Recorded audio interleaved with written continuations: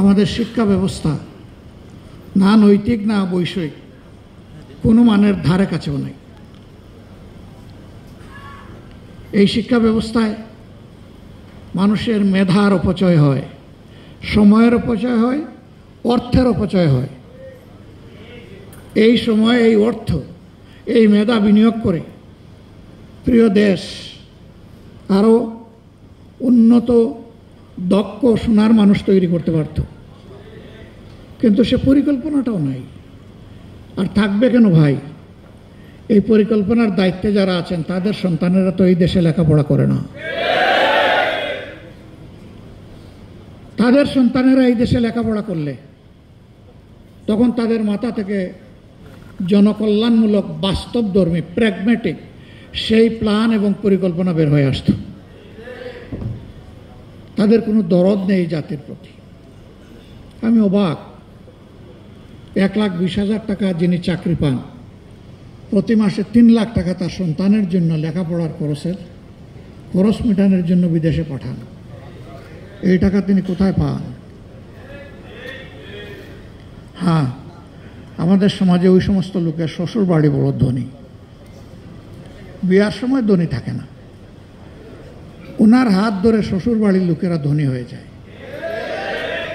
কারণ জনগণের পকেট এবং কিসমত কেটে অসৎ লোকেরা যে টাকা উপার্জন করে ভয়ে নিজের অ্যাকাউন্টে রাখে না, কারণ এটা দেখাতে পারবে না তারা এর উৎস কি, সে কট হয়ে যাবে। আবার নিজের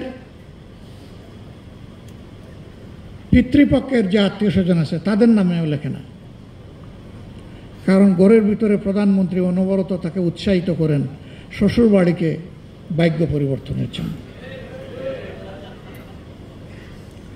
অনেকেই কেঁদে কেঁদে জীবনের এক পর্যায়ে এসে বলেন, আমার আমটাও গেল, আমার স্যালাডটাও গেল।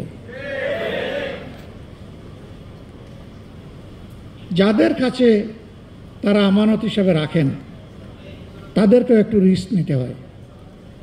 তো তাদের সুবিধাজনক সময় তারা বলে, মিয়া সাহেব, আপনার যান বাঁচানোর জন্য আপনার বোঝা তো আমার ঘাড়ে রেখেছিলেন, আমি আপনাকে চিরতরে ওই বোঝার দায় থেকে মুক্তি দিয়ে এই বোঝা আমি কবুল করে নিয়েছি,